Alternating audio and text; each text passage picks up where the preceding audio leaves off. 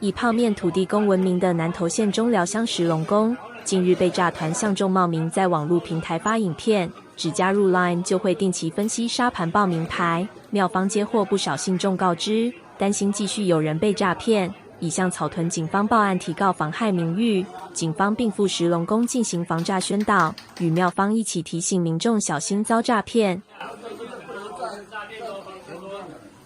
低风险高获利哈，然后让大家说什么像是投资股票类型的，这种是做最多的。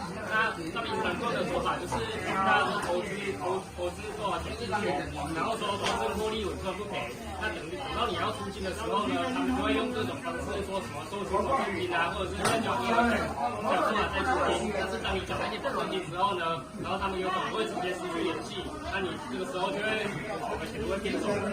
所以民众要把握好自己的存款。谢谢大家。